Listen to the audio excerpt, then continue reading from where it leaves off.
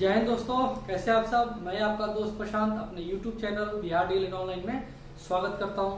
Friends, आज हम लोग डिस्कस करेंगे इस सेशन में S1 का यूनिट 5 जो कि लास्ट यूनिट है। एक छोटा सा यूनिट है, इसको हम लोग एक ही वीडियो में कंप्लीट करने का प्रयास करेंगे। तो आप लोग इसको ध्यानपूर्वक देखिएगा, वीडियो को स्किप नहीं करिएगा।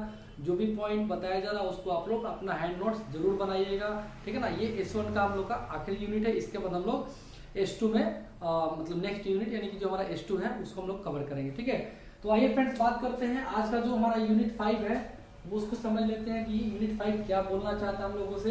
तो जो टॉपिक है फ्रेंड्स, जो हेडिंग है वो है विद्यालय और शिक्षा नीतियाँ। मतलब क्या है कि इस यूनिट में हम लोग स्कूल के बारे में पढ़ेंगे, स्कूल भवन के बारे में पढ़ेंगे, ठीक है ना। मतलब विद्यालय से संबंधित बातें जानेंगे और कुछ शिक्षा नीतियां जो है उनके बारे में हम लोग को इसमें डिस्कशन करना है। जैसे बहुत सारे शिक्षा नीतियां हैं, आपका RTE 2009 है जिसको शिक्षा अधिकार अधिनियम बोलते हैं, या NCF की बात करें नेशनल करिकुलम फ्रेमवर्क, ठीक है 2005, या फिर BSF बिहार करिकुलम फ्रेमवर्क 2008। ये कुछ 3-4 शिक्षा नीतियां हैं जिसको हम लोग को इसमें डिस्कस करना है। बेसिकली ये दो टॉपिक ही है इसमें, एक विद्यालय और शिक्षा नीतियां। मतलब विद्यालयों को लेके या शिक्षा को लेके कौन कौन सी नीतियां बनाई गई हैं, इसी को डिस्कशन करना इस यूनिट में, ठीक है। तो चलिए ध्यान से देखिएगा आप लोग, ठीक है ना। छोटा सा यूनिट है। सबसे पहला टॉपिक है फ्रेंड्स विद्यालय भवन। एक छोटा सा पॉइंट है, इसको समझ लेते हैं।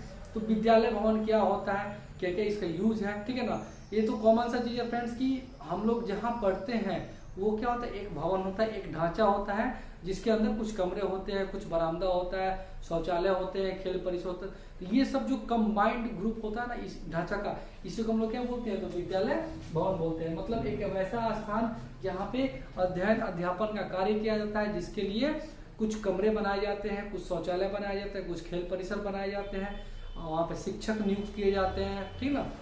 ये सारी प्रक्रिया जहाँ पे होती है उसी को हम लोग क्या बोलते हैं, विद्यालय भवन बोलते हैं। मतलब कि एक ऐसा ढांचा, एक ऐसी संरचना जहाँ पे शिक्षक के द्वारा बच्चों का अधिगम किया जाता है, उनका शिक्षण किया जाता है, उनको पढ़ाया सिखाया जाता है, ठीक है ना। उसी को हम लोग क्या बोलते हैं, तो भवन बोलते हैं। किसी भी विद्यालय का सबसे अमूल्य धरोहर बोल सकते हैं या एक संपत्ति बोल सकते हैं, महत्वपूर्ण संपत्ति, वो उसका क्या होता है, वो उसका भवन होता है। उसी को हम लोग क्या बोलते हैं, विद्यालय भवन। इस भवन को निर्माण करने में बहुत सारी चीजें आती है, बहुत सारे फैक्टर आते हैं जिसको हम लोग आगे डिस्कस करेंगे, ठीक है ना। आगे कुछ और पॉइंट की बात कर लेते हैं फ्रेंड्स। तो ये एक प्रत्यक्ष रूप से दिखने वाला क्या है, एक ढांचा, एक संरचना है जहाँ पे अध्ययन अध्यापन का कार्य किया जाता है। और कहीं ना कहीं ये बात भी सत्य है कि एक विद्यालय को दूर से देखकर ही हम लोग अनुमान लगा सकते हैं कि उस विद्यालय की क्या क्वालिटी होगी, क्या गुणवत्ता होगा। मतलब दूर से ही देखने के बाद आपको पता चल जाएगा कि हाँ ये विद्यालय बहुत अच्छा है, या फिर यहाँ पे एक अच्छा अधिगम होता होगा, शिक्षण प्रक्रिया जो भी होगी वो बेहतर होगी। तो कहीं ना कहीं जो ढांचा होता है, जो संरचना होता है विद्यालय भवन का, वो दूर से देख के ही पता चल जाता है। और हम लोग एक क्या करते हैं, इमेजिनेशन कर सकते हैं, एक कल्पना कर सकते हैं कि भाई ये विद्यालय बेहतर होगा और यहाँ पे जो क्वालिटी होगा शिक्षण का वो काफी ज्यादा बेहतर होगा, ठीक है ना। विद्यालय का भवन स्वयं में विद्यालय के विकास की कहानी कहता है। मतलब विद्यालय कैसा है, वहाँ पे कैसे शिक्षक होंगे, कैसा पढ़ाई हो रहा है, वो कहीं ना कहीं सारा कहानी एक विद्यालय भवन बोल देता है, ठीक है ना। बाकी जो पॉइंट है आप लोग अपने से बना के लिख सकते हैं, ठीक है। चलिए आगे बात करते हैं फ्रेंड्स। हम लोग टॉपिक है वो है RTE 2009। ये इंपॉर्टेंट है, थोड़ा सा इसको ध्यान रखिएगा।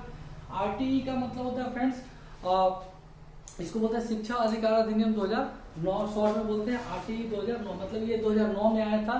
बेसिकली ये NCF 2005 के ऊपर ही बेस्ड था, ठीक है ना।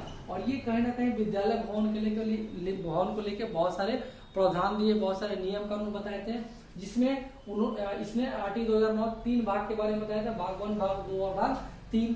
जिसमें भाग 1 में RTE 2009 ने कहा था कि विद्यालय स्थान के लिए परियोजना निर्माण। मतलब क्या कि जब हम लोग किसी भी विद्यालय भवन का निर्माण करते हैं या कराते हैं तो उसके लिए सबसे पहले क्या करते हैं, तो एक योजना का निर्माण करते हैं कि भाई कैसा विद्यालय होना चाहिए, कितने कमरे होने चाहिए, शौचालय कहाँ पे होना चाहिए, रसोई घर कहाँ पे होना चाहिए, खेल परिसर का क्षेत्रफल कितना होना चाहिए, आसपास का वातावरण कैसा होना चाहिए, ठीक है ना। मतलब उसके लिए क्या करते हैं, एक परियोजना का निर्माण करते हैं, एक योजना बनाते हैं और तब जाकर हम उस विद्यालय का निर्माण को शुरुआत करते हैं, ठीक है। भाग 2 की बात करें तो विद्यालय विकास की योजना।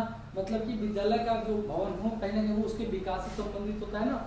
जो भवन बने वो ऐसा बने ताकि वहां से विकास हो सके। जैसे वहां पे बनाया गया कि भाई 3 वर्षीय कोई योजना का निर्माण किया जाए, प्रत्येक वर्ष में नामांकन की प्रक्रिया उसको देखा जाए। ये सारी बातें भाग 2 में कही गई है। भाग 3 की बात करें तो इसमें 3 पॉइंट बोले गए मुख्य रूप से कि क्लास 1 से 5 का जो बच्चे होंगे उनके लिए आरटी 2009 ने एक नियम बना दिया, एक प्रावधान बना दिया कि भाई 1 से 5 के बच्चों के लिए 1 किलोमीटर के रेंज में ही विद्यालय भवन का निर्माण कराया जाए, ताकि ये छोटे छोटे चूंकि बच्चे होते हैं ये ज्यादा दूर जा नहीं सकते हैं, ठीक ना। कहने का मतलब क्या है कि दूरी ज्यादा होने के कारण बहुत सारे बच्चे क्या होते हैं तो विद्यालय तक नहीं पहुंच पाते या उनके पेरेंट्स उनको नहीं भेजना चाहते हैं। बहुत सारे कारण हो सकते हैं उसके पीछे। इसको लेके आरटी 2009 ने कहा कि नहीं 1 किलोमीटर के रेंज में ही इनके लिए पाठशाला या विद्यालय भवन का निर्माण किया जाए, ताकि बच्चे आसानी से वहां तक पहुंच सके और अपना जो अनुच्छेद 45 है जिसमें अनिवार्य शिक्षा की बात की उसको कंप्लीट कराया जा सके। वहीं थोड़ा से ऊपर बढ़ते हैं तो क्लास 6 से 8 है ना, यानी कि जूनियर लेवल के लिए क्या किया गया तो 3 किलोमीटर का रेंज रखा गया। कितना? 3 किलोमीटर का रेंज रखा गया कि भाई 3 किलोमीटर के हर दूरी पे एक विद्यालय भवन का निर्माण कराया जाए, ताकि 6 से 8 वाले बच्चे जो है वो आकर वहां तक अपना अध्ययन कर सके या अपना जो भी अध्यापन कर सके।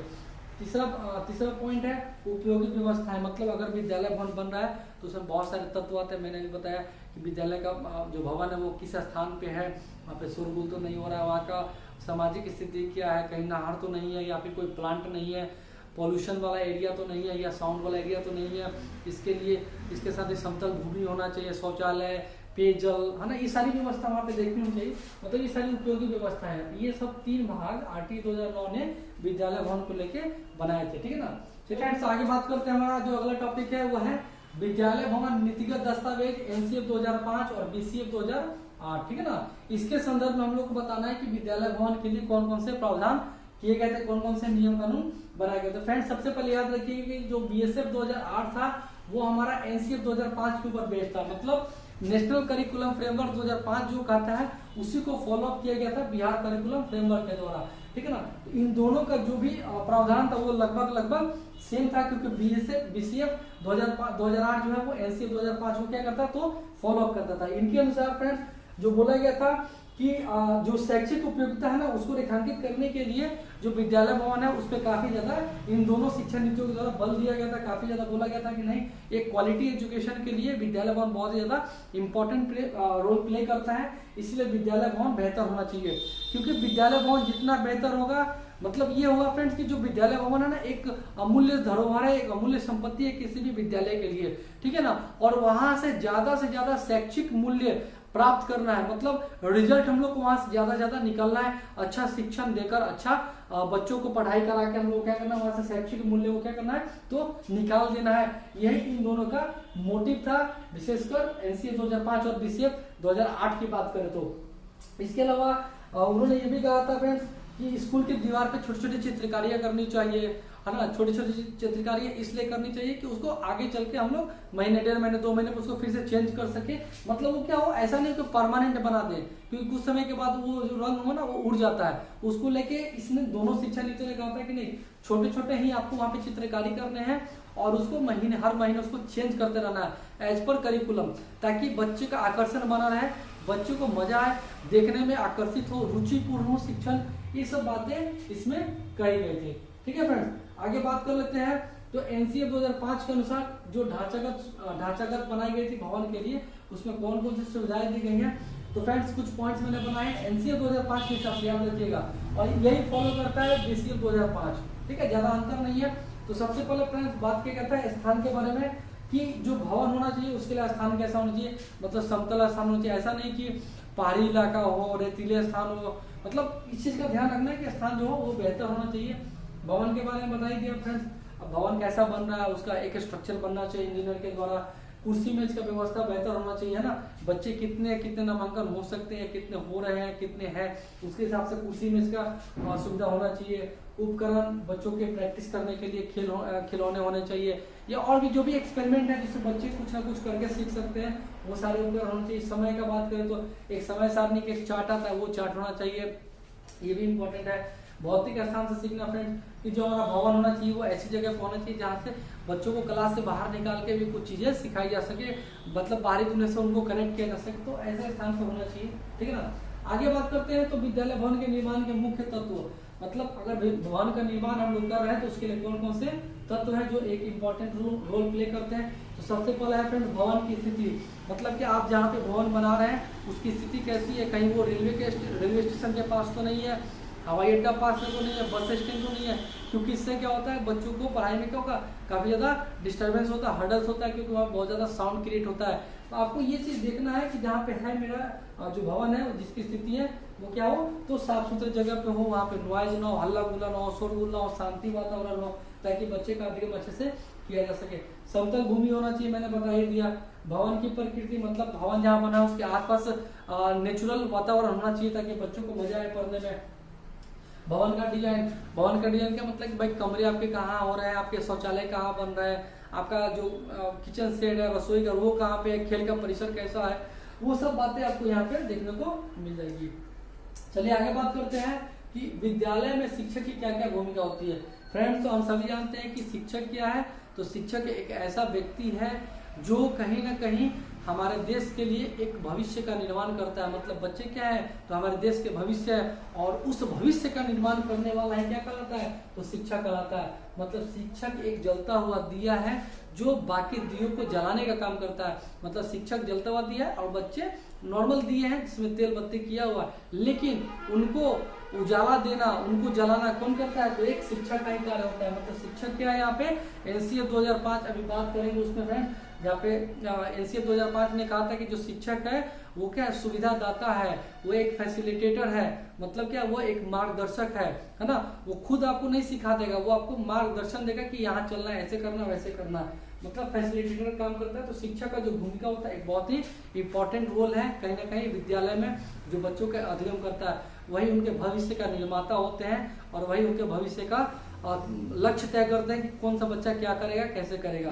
ठीक है, तो शिक्षा का जो भूमिका होता है बहुत ही इंपॉर्टेंट होता है। कुछ भूमिकाएं लिखी हुई है, जैसे पहला दिया फ्रेंड्स कि शिक्षक एक दार्शनिक। इस पॉइंट का मतलब क्या हुआ, दार्शनिक का मतलब होता है कि जो भी शिक्षक विद्यालय में शिक्षण कर रहा है, चाहे वो किसी विषय का कर रहा हो, चाहे वो हिंदी कर रहा हो, अंग्रेजी कर रहा हो, या सामाजिक विज्ञान कर रहा हो, या कोई विषय कर रहा हो, तो उसमें दार्शनिक का मतलब होता है कि वो शिक्षक उस विषय में क्या हो, एक्सपर्ट हो। मतलब उस विषय का उसके पास संपूर्ण ज्ञान हो, कहीं से उसके पास कोई डाउट ना हो। बच्चा किसी प्रकार का प्रश्न करता है या डाउट करता है, शिक्षक उसको इजीली क्या करे, सॉल्व करे, या उसके डाउट को क्लियर करे, उसको संतुष्ट कर पाए। तो वही होता है एक शिक्षक का भूमिका कि शिक्षक एक दार्शनिक, मतलब कि वो अपने विषय में क्या हो, एक्सपर्ट हो। एक्सपर्ट का मतलब कि सर्वगुण संपन्न बोल सकते हैं। ठीक है, दूसरा बात करें तो शिक्षक एक निर्देशक, अभी मैंने बताया एनसीएफ 2005 के अनुसार शिक्षक है एक निर्देशक है। मतलब क्या करता है वो, निर्देश का मतलब ऐसा नहीं कि वो उसको ऑर्डर दे रहा है, निर्देश का मतलब कि वो उसको गाइड करेगा। ठीक है ना, यहाँ पे गाइड वर्ड का यूज करेंगे हम लोग। तीसरा है शिक्षक छात्रों का मित्र, बहुत इंपॉर्टेंट फ्रेंड्स, ये एक टर्म है कि अगर आप पढ़ा रहे हैं बच्चों को और अगर आप बच्चों के साथ मित्रता नहीं रखते हैं, ठीक है ना, अगर आप हिटलर के तरह पढ़ाने का प्रयास करेंगे तो बच्चे कभी नहीं सीख पाएंगे। मतलब आपको क्या होगा, बच्चों के साथ घुल मिल कर ही अपना शिक्षण प्रक्रिया को आगे लेके जाना होगा। अगर आप बच्चों के साथ घुल मिल जाते हैं, उनके साथ मित्रता कर लेते हैं, मतलब बच्चों को आपके ऊपर विश्वास हो जाएगा, नहीं ये तो मेरा मित्र है, इससे हम कुछ भी बोल सकते हैं। तो बच्चा खुलकर अपनी भावनाओं को व्यक्त करेगा, जो भी प्रश्न होंगे, जो भी उसके मन में बातें होंगी, वो खुलकर आप तक रखेगा और उसका समाधान एक शिक्षक भली बातें कर पाता है। मतलब शिक्षक क्या हो, एक मित्र की तरह व्यवहार करे छात्रों के साथ। चौथा फ्रेंड, शिक्षक एक प्रबंधक मतलब मैनेजर जिसको बोलते हैं। मतलब शिक्षक ही एक ऐसा व्यक्ति है जो हर चीज का प्रबंध करता है। प्रबंधक का मतलब क्या, प्रबंध करने वाला, मैनेजर जिसको बोलते हैं, मतलब जो हर चीजों को मैनेज करे। ऐसा नहीं केवल क्लास में क्या बच्चों को पढ़ाए काम करता नहीं, वो हर एक चीज को मैनेज करता है। बच्चे कैसे बैठ रहे हैं, कैसे उठ रहे हैं, कैसे जवाब दे रहे हैं, कौन कहाँ जा रहा है, शोरगुल तो नहीं हो रहा है, ये जो भी चीजें हैं क्लास के अंदर, जो भी करिकुलम चल रहा है, चाहे वो खेल परिसर की बात करें, अगर खेल परिसर में भी है तो बच्चे अच्छे से खेल रहे हैं कि नहीं, या जो भी उपकरण दिया जा रहा है वो उसका सही से उपयोग कर पा रहे हैं, ये सारा का सारा कौन मैनेज करता है, एक प्रबंधक करता है, जिसको हम लोग क्या बोलते हैं, शिक्षक बोलते हैं। ठीक है, पांचवा बात करें तो शिक्षक एक नेता। बिल्कुल, नेता का मतलब ये नहीं कि वो बस उसको ऑर्डर दे रहा है या कुछ मतलब ये कर रहा है। नेता का मतलब लीडर है ना, उसके अंदर लीडरशिप क्वालिटी होनी चाहिए, और यही क्वालिटी वो अपने बच्चों को अंदर भी पैदा करे, उनको मोटिवेट करके, ताकि बच्चे क्या हो, ग्रुप में चूंकि काम करते हैं, उसमें एक किसी को लीडर बना दिया, वो बाकी बच्चों को गाइड करेगा। तो ये सब क्वालिटी देना ही शिक्षक का क्या कहलाता है, एक गुण होता है। मतलब शिक्षक क्या एक नेता की तरह हमें बोल सकते हैं, एक लीडर की भूमिका में रहता है। शिक्षक एक शोधकर्ता का मतलब कि शिक्षक जो है एक रिसर्चर भी रहता है अपने विद्यालय में। वो बड़ी बारीकी से बच्चों का मूल्यांकन करता है, आकलन करता है कि कौन बच्चा क्या सोच रहा है या कितना सोच सकता है या कौन बच्चा क्या करना चाह रहा है। उसके हिसाब से उसको एक्टिविटी देना या उसको एक्टिविटी में उसको मदद करना, वही क्या करता है, एक शिक्षक का गुण होता है, एक भूमिका होती है।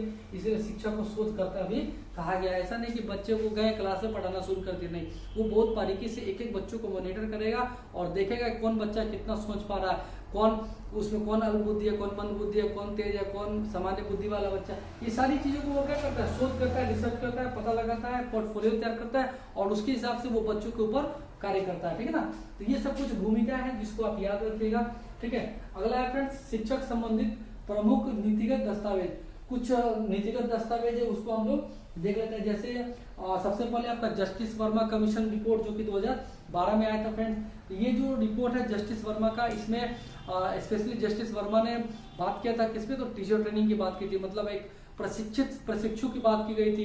इन्होंने ट्रेन टीचर के लिए बहुत सारे डायट या ऑडियो वगैरह का निर्माण किया था, जहाँ पे शिक्षक भी प्रशिक्षण लेंगे कि एक बच्चे को कैसे टीच करना है, कैसे पढ़ाना है। मतलब बेसिकली ये जो नीति जो था जस्टिस वर्मा का जो 2012 में दिया गया था, ये शिक्षक ट्रेनिंग मतलब टीचर ट्रेनिंग को लेकर बात किया गया था इसमें। ठीक है ना, इसके बाद आता है NCFTE। ठीक है ना, अगला आता है NCFTE जिसको हम क्या बोलते हैं, national curriculum framework for teacher education. मतलब ये भी वही है एक तरीके से कि एक नेशनल करिकुलम फ्रेमवर्क बनाया गया था जहाँ पे शिक्षक को भी एजुकेशन दिया जा रहा है, शिक्षक को भी शिक्षित किया जा रहा है। ठीक है ना, तो ये भी एक नीति था।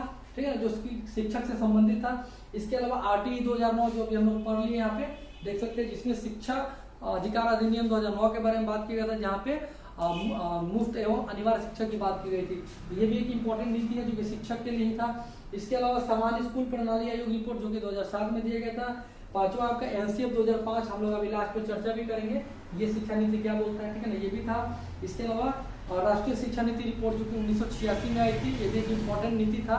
इसमें बहुत सारे रिपोर्ट दिए गए थे शिक्षा को लेकर। मतलब ये कुछ नीतिगत दस्तावेज है, इसको आप लोग देख लीजिएगा। ठीक है ना, अच्छे से। अगला है फ्रेंड्स हमारा जो टॉपिक है वो है पाठ्यचर्या और पाठ्यक्रम। फ्रेंड्स इसमें हम लोग ऑलरेडी डिस्कस कर चुके हैं, फिर भी एक छोटा सा संक्षेप देख लीजिए। पाठ्यचर्या पाठ्यक्रम दोनों में अंतर पूछा जाता है या डेफिनेशन पूछा जा सकता है कि भाई इससे क्या समझते हैं या क्यों इंपॉर्टेंट है, तो घुमा के सवाल पूछता है। तो फ्रेंड्स पाठ्यक्रम को हम लोग क्या बोलते हैं, सिलेबस। ठीक है, याद रखिएगा, इसको हम लोग क्या बोलते हैं, सिलेबस बोलते हैं। और पाठ्यचर्या को हम लोग बोलते हैं करिकुलम। क्या बोलते हैं, करिकुलम। ये दोनों में क्या अंतर है, तो फ्रेंड्स सिलेबस जो है एक छोटा सा बोल सकते हैं एक संकीर्ण पार्ट है करिकुलम का, है ना। पाठ्यक्रम का मतलब होता है कि बच्चों को एक साल के अंतर्गत क्या पढ़ाना है ना। कॉपी किताब की बात कर रहे हैं, उसका क्या पाठ्यक्रम है, क्या सिलेबस है, कौन सा यूनिट है, कौन सा टॉपिक है, कौन सा प्रश्न है, ये सारी बातें किसमें आती है, तो पाठ्यक्रम में आता है। लेकिन पाठ्यचर्या का मतलब होता है करिकुलम, मतलब कि बच्चा जैसे ही विद्यालय का गेट खोलता है वहीं से उसका जो सीखने का प्रक्रिया होता है वो शुरू हो जाता है। मतलब कि करिकुलम एक अपने आप में एक बहुत ही ब्रॉड वर्ड है या ब्रॉड क्या बोल सकते हैं, एक मतलब बहुत बड़ा एक शब्द है, एक बहुत बड़ा टर्म है। ठीक है ना, इसी करिकुलम के अंदर में आपका सिलेबस भी आ जाएगा। ठीक है ना, करिकुलम में आपका जैसे खेल परिसर की बात की है, नाटक हो गया, विजिट हो गया, कहीं भ्रमण पे जा रहे हैं, है ना, बच्चों को प्रैक्टिकली करा रहे हैं या उनको बोलने का मौका दे रहे हैं या डिबेट करवा रहे हैं या डांसिंग करवा रहे हैं, सिंगिंग करवा रहे हैं, स्पीच करवा रहे हैं। ठीक है ना, ये सारा का सारा जो करिकुलम है आपका पाठ्यचर्या के अंतर्गत आ जाएगा। तो इसको आप लोग पढ़ लीजिएगा, पिछले वीडियो में मैंने बताया भी है इसको। ठीक ना, आगे बात करते हैं फ्रेंड्स सतत एवं व्यापक मूल्यांकन। ये भी हम लोग पढ़ चुके हैं फ्रेंड्स, मैथ्स में देख चुके हैं कि सतत और व्यापक मूल्यांकन क्या था, जहाँ पे मैंने CCE की बात की थी, अगर आपको याद होगा तो CCE जहाँ पे था कंटिन्यूअस कॉम्प्रिहेंसिव इवैल्यूएशन। ठीक है ना, सतत का मतलब मैंने बताया था कि लगातार जो चलने वाली प्रक्रिया है, और व्यापक का मतलब होता है कॉम्प्रिहेंसिव, मतलब एक ब्रॉड माइंडेड वाइड एरिया जिसका रहता है, जिसमें क्या होता है कि हम लोग चीजों को समझते हैं, आकलन करते हैं, पता लगाते हैं कि एक बच्चा कितना सीखा है, कैसे सीखा है, और फिर उसके हिसाब से हम लोग उस पर कार्य करते हैं। ये केवल बच्चों के लिए नहीं है बल्कि शिक्षक के लिए भी है,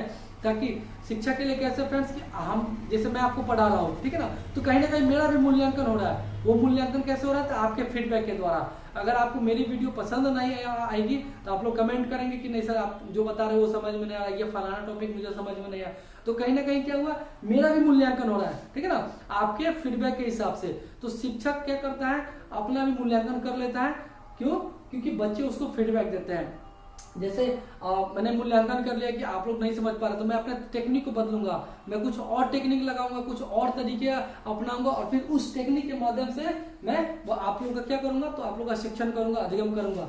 तो ये क्या है, जो सतत और व्यापक मूल्यांकन है, ये बच्चों के लिए भी इंपॉर्टेंट है और साथ ही साथ शिक्षक के लिए भी इंपॉर्टेंट है। देख लीजिएगा फ्रेंड्स, ये मैथ के यूनिट में था, शायद यूनिट 2 में या 3 में। अगला बात करते हैं फ्रेंड्स, एनसीएफ 2005 की बात करते हैं, ठीक है ना, जिसको हम लोग क्या बोलते हैं, राष्ट्रीय पाठ्यचर्या की रूपरेखा 2005। ठीक है फ्रेंड्स, ये इंपॉर्टेंट है और शायद ये टॉपिक भी हम लोग मैथ वाले यूनिट में देख चुके हैं, जहाँ पे ये एक ऐसी शिक्षा नीति थी जो अभी भी चल रही है। ठीक है ना, सबसे पहला जो शिक्षा नीति आई थी फ्रेंड्स, ये आपका 1977 में आया था, पहला 75 में आया था, दूसरा आपका 1988 में आया था, तीसरा आपका 2000 में आया था, और तीसरा जो आया, चौथा जो आया था, ये आपका 2005। मतलब कि ये करंट में अभी चल रहा है। एनसीएफ 2005 जो शिक्षा नीति आई थी, ये आपका चौथा शिक्षा नीति था। ठीक है ना, सबसे पहले 75 में, दूसरा 88, तीसरा 2000, याद रखिएगा। यानी कि ये पूछा जाता है कि एनसीएफ 2005 ये कौन सा शिक्षा नीति, कितने नंबर का शिक्षा नीति है, तो ये चौथे नंबर का शिक्षा नीति था, जिसके जो अध्यक्ष थे वो प्रोफेसर यशपाल थे। ठीक है, इसको भी याद रखिएगा। जिसमें एनसीएफ 2005 का जो थीम था, जिसमें बोला गया था कि जो लर्निंग होना चाहिए विदाउट बर्डन होना चाहिए, मतलब शिक्षा बिना बोझ के, बच्चों के ऊपर कोई बोझ नहीं डालना है सिखाने के लिए। ठीक ना, उनको बोझ से हटा के रखना है, तभी जाके बच्चे कहीं ना कहीं इस चीज को सीख पाएंगे। ठीक ना, इस चीज को याद रखिएगा। ये आपका एनसीईआरटी के द्वारा दिया गया था, एनसीईआरटी। ठीक है ना, इसी के द्वारा एनसीएफ 2005 का जो शिक्षा नीति था वो डेवलप किया गया था, बनाया गया था, जिसमें इसके अध्यक्ष थे प्रोफेसर यशपाल, जिन्होंने बताया था कि जो लर्निंग होना चाहिए वो विदाउट बर्डन होना चाहिए, मतलब बिना बोझ के, बच्चों के ऊपर बोझ हम लोग को नहीं डालना चाहिए था। साथ ही साथ एनसीएफ 2005 था, ये आपका रचनावाद का आधारित था, जहाँ पे बोला गया था कि बच्चे करके ज्यादा सीखते हैं ना, तो इसको भी याद रखिएगा। ये कंस्ट्रक्टिविज्म पे ये इसमें फ्रेंड्स बताया गया था कि जो शिक्षक होता है ना, वो एक फैसिलिटेटर का काम करता है, मतलब सुविधादाता होता है, वो बच्चों के लिए अवसर क्रिएट करता है, अपॉर्चुनिटी क्रिएट करता है। ठीक ना, बात करें तो इसमें एनसीएफ 2005 का जो शिक्षा नीति था, इसमें 5 सिद्धांत दिए गए थे। ठीक है ना, इसको याद रखिएगा फ्रेंड्स, ये बहुत पूछा जाता है 5 सिद्धांत। अगर आप ये 5 सिद्धांत याद रखते हैं तो आप एनसीएफ को बेहतर तरीके से एक्सप्लेन कर सकते हैं। ठीक है ना, कौन कौन से है उसको देख लेते हैं। तो सबसे पहला फ्रेंड्स जो दिया गया था कि लर्निंग विदाउट रोट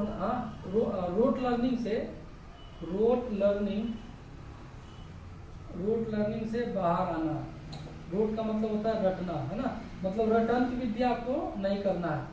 रटने वाला जो शिक्षा होता है ना, वो बेकार होता है, उसमें कहीं ना कहीं बच्चे क्या होते हैं, एक तोता की तरह बन जाते हैं। तो एनसीएफ 2005 का पहला सिद्धांत था कि come out from rote learning, मतलब रटंत प्रणाली से बाहर आना। इसमें बच्चों को खुलकर अपने बातों को बोलने का मौका दिया जाए, एक्सप्रेस करने का मौका दिया जाए, मतलब उनको रटने नहीं देना है। इस चीज का खासा ध्यान रखा गया था। उनका जो उद्देश्य था वो सब बताया गया था बच्चों को, है ना। बच्चे जो है अपने लाइफ को अपने रियल लाइफ से कनेक्ट कर पाए, मतलब जो भी सीख रहे हैं उसको रियल लाइफ से कनेक्ट कर पाए, ये सब बातें बताई गई थी। ठीक है ना, जो सीखना होना चाहिए वो मीनिंगफुल होना चाहिए, अर्थफुल होना चाहिए। रटवा देने से क्या होगा, बच्चे उसके अर्थ को नहीं समझता, बस रट जाता है, एग्जाम पास कर जाता है। तो सबसे पहला सिद्धांत दिया था कि जो रोट लर्निंग है उससे हमको बाहर आना है। दूसरा फ्रेंड्स दिया था, दूसरा क्या था, हाँ, कि जो आपका करिकुलम है ना वो आपको कनेक्ट करेगा। कहाँ से कनेक्ट करेगा, connect from outside the class,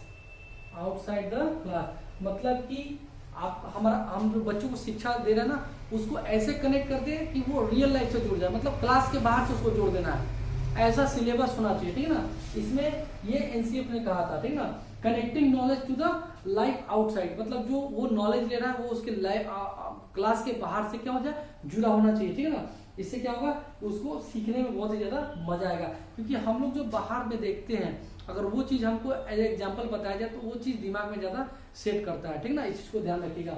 तीसरा था फ्रेंड्स, तीसरा बताया गया था कि जो एग्जाम होना चाहिए, एग्जाम शुड बी फ्लेक्सिबल, मतलब जो परीक्षा है उसको फ्लेक्सिबिलिटी बनाया जाए, लचीलापन दिया जाए।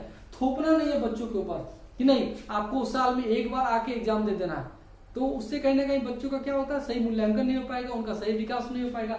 तो एग्जाम को प्रेशर नहीं देना है। बहुत सारे बच्चों को एग्जाम फोबिया हो जाता है, परीक्षा आते आते बुखार पकड़ लेगा।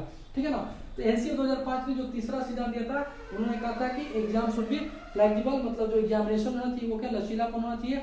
इससे बच्चे का क्या होता है, सर्वांगीण विकास होता है, बच्चा खुलकर अपनी बातों को रखता है। 4 तरीका का विकास होता है, PCSE याद रखिएगा, पी का मतलब होता है फिजिकल, सी का मतलब होता है कॉग्निटिव, एस का मतलब होता है सोशल और ई का मतलब होता है इमोशनल। मतलब अगर हिंदी की बात करें तो शारीरिक, संज्ञानात्मक, सामाजिक और संवेगिक, ठीक है ना, संवेगिक बोलेंगे इमोशन को। ये चार प्रकार का जो क्या बोलते हैं इसको क्या बोलेंगे हम लोग, हाँ विकास, ठीक है ना। ये सारे विकास आपका कहाँ पे होगा, जब हम लोग एग्जाम को क्या करें, लचीलापन बना दे, है ना, बच्चों के हिसाब से उसको हम लोग एडजस्ट करें, उसको कंस्ट्रक्ट करें, मतलब थोपना नहीं है। चौथा बताया गया था एनसीए 2005 के बारे में कि जो करिकुलम हो ना वो टेक्स्ट से बाहर हो, बियॉन्ड टेक्स्ट बुक, मतलब कि जो करिकुलम बनाया गया है उसको टेक्स्ट बुक से बाहर लेके जाना है। केवल किताबी कीड़ा नहीं बनाना है बच्चों को, किताब पढ़ा दिए, परीक्षा ले लिए, पास कर दिए, सर्टिफिकेट दे दिया, ऐसा नहीं। कि जो करिकुलम है, ठीक है ना, वो टेक्स्ट बुक से हट के होना चाहिए। उसमें बच्चों को बोलने का मौका देना चाहिए, अपनी बातों को एक्सप्रेस करने का मौका देना चाहिए, उनको किसी मंच पे बोलने का मौका देना चाहिए, नाटक करने का, डांसिंग प्रोग्राम, स्पीच या खेल में आगे कोई निकलना चाह रहा है उसको निकालना चाहिए। मतलब केवल मतलब बुक तक सीमित नहीं रहना, हमको बच्चों को समेट नहीं देना किताबों के बीच में, उनको किताबों से बाहर लेके जाना है, ठीक है ना। क्योंकि बाहर जाएंगे तो रियल लाइफ का नॉलेज होगा, है ना, आउटसाइड नॉलेज उनको बहुत ज्यादा जरूरी है। और खासकर आज की डेट में फ्रेंड्स आप लोग भी इस चीज को फील कर रहे होंगे कि बहुत सारे हमारे समाज में लोग हैं जो पढ़ लिख के बैठे हुए हैं, कहीं ना कहीं उनके अंदर क्या स्किल की कमी है, वो स्किल्ड नहीं है, इसलिए उनको जॉब नहीं मिल पा रहा है। तो इसीलिए एनसीए 2005 ने कहा था कि जो करिकुलम होना चाहिए, जो बच्चों का करिकुलम है वो टेक्स्ट बुक के अंदर तक सीमित नहीं रहना, उसको उससे बाहर लेके जाना है ना, ताकि बच्चों का सर्वांगीण विकास हो सके। उसमें नए नए एक्टिविटी वो करेंगे, उनके अंदर सोचने की क्षमता आएगी, क्रिटिकल थिंकिंग होगा, नए नए क्रिएटिव आइडियाज उनके अंदर आएंगे, प्रॉब्लम सॉल्विंग जो क्वालिटी होगा वो सब डेवलप होगा, बच्चे अपने समस्या का समाधान खुद करने का प्रयास करेंगे। ये सारी चीजें इसमें बोली गई है, ठीक है ना। तो जो चौथा सिद्धांत था वो था क्या था कि जो करिकुलम होगा वो हमारे टेक्स्ट बुक से बाहर का होना चाहिए। और जो पांचवा सिद्धांत था वो था मोरल वैल्यू पे, मतलब कि बच्चों के अंदर नैतिक विकास भी करना है, जिसके अंदर वो सहयोग की भावना पैदा करें, लोगों के प्रति, समाज के प्रति परोपकारिता का भावना उनके अंदर पैदा हो, ठीक है ना। ये 5 सिद्धांत एनसीए 2005 में मुख्य रूप से दिए गए थे जो शिक्षा या शिक्षक से संबंधित है। एक बार रिपीट कर लेते हैं कौन कौन से सिद्धांत है। तो फ्रेंड्स पहला सिद्धांत क्या था मेरा कि जो लर्निंग होना चाहिए वो रोट लर्निंग नहीं होना चाहिए, मतलब रटंत प्रणाली से हमको बाहर आना है, ठीक है ना, कोई भी चीज बच्चों को रटवा नहीं देना है। दूसरा क्या था हमारा कि जो हमारा क्लास है वो कनेक्ट होना चाहिए किससे, रियल लाइफ से, मतलब आउटसाइड द क्लास, अपने जो हमारा करिकुलम है उसको क्लास से बाहर से जोड़ देना है। तीसरा एग्जाम शुड बी फ्लेक्सिबल, जो परीक्षा हम लोग लेते हैं वो एकदम लचीलापन होना चाहिए, ठीक है ना, ताकि बच्चों के ऊपर उसका प्रेशर ना आए। चौथा क्या था, करिकुलम बियॉन्ड टेक्स्ट बुक, मतलब करिकुलम को टेक्स्ट बुक से हट के लेके जाना है, उसके अंदर समेट नहीं देना। और पांचवा जो मोरल वैल्यू उसको डेवलप करना है किसी बच्चे के अंदर। ये 5 सिद्धांत एनसीए 2005 में दिए गए हैं, ठीक है फ्रेंड। तो ये कुछ छोटा सा यूनिट था, ठीक है, आप लोग इसको अपने से भी एक बार डिटेल स्टडी करिएगा। यहाँ से आपका सवाल फंसेगा, आप लोग अच्छे से लिख सकते हैं अगर आप चीजों को समझ रहे हैं। पॉइंट को समझना जरूरी है फ्रेंड्स। ये जो भी आपका डीएलएड या बीएड जो चलता है ना, ये क्या पॉइंट का खेल है। मतलब अगर आप चीजों को समझ रहे हैं, जैसे सतत का अगर मतलब समझ रहे हैं तो आप इस चीज को अपने भाषा में एक्सप्लेन कर सकते हैं। आपको व्यापक का मतलब समझना होगा, आपको मूल्यांकन का मतलब समझना होगा। अगर ये समझ पा रहे हैं तो ही आप लिख पाएंगे, नहीं तो आप रटने का प्रयास करेंगे और रटिएगा भूलिएगा, ठीक है। इसीलिए वीडियो को एक बार, 2 बार, 3 बार आप रिपीट करके देखिए, लेकिन चीजों को समझने का प्रयास करिए, ठीक ना। तो फ्रेंड्स ये यूनिट हमारा पूरी तरह समाप्त होता है और ये S1 में हमारा आज पूरी तरह से समाप्त होता है। इसके बाद हम लोग S2 को लेके चलेंगे। आई थिंक S2 में भी मैंने शायद 2 यूनिट करा दिया है, ठीक है, उसको देख लेंगे। जो भी यूनिट हुआ होगा उसके आगे वाला यूनिट हम लोग कवर करेंगे।